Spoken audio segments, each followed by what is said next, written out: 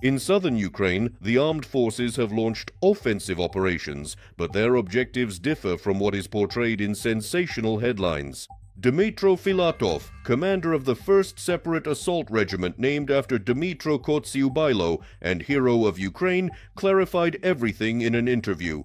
This is not about a lightning strike to the sea. The main objective is to save the Dnipropetrovsk region from enemy advances and to stop the occupiers' steamroller, which is targeting Zaporizhzhia. How did our soldiers manage to push the enemy back beyond the Haicha River, and why are experts urging not to expect large-scale actions this year? Right now, a candid look from the front lines. And there's more information in our report. My name is Yevhen Sirov and this is the Glavred channel. Subscribe and give us a like. Let's get started. The situation at the end of the 25th was critical. After capturing almost all of Huliaipol, the Russians managed to cross the Haicha River and began moving toward Orikhiv.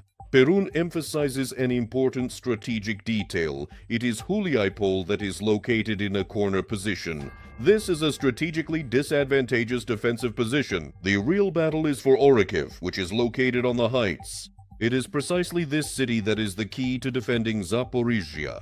The primary objective of the recent offensive actions by the armed forces of Ukraine has already been achieved.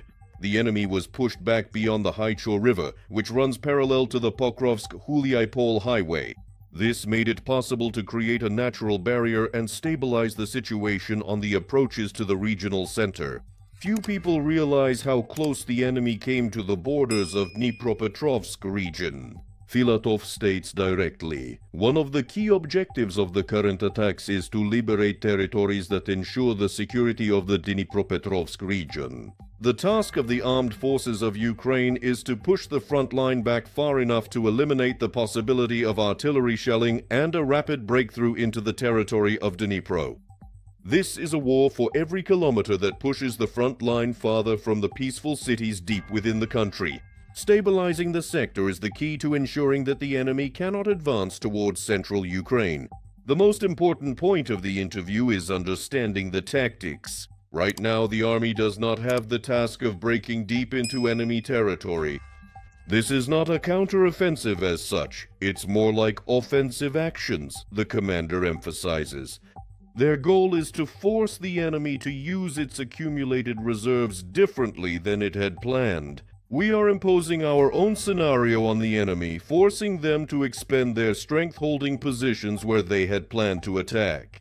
This is an improvement of our troops' tactical position and a systematic destruction of Russia's offensive potential.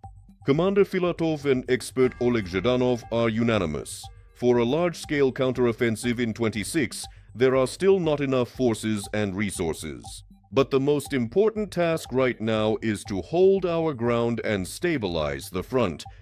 We need to look at things realistically and support the army in its challenging day-to-day work of defending our borders.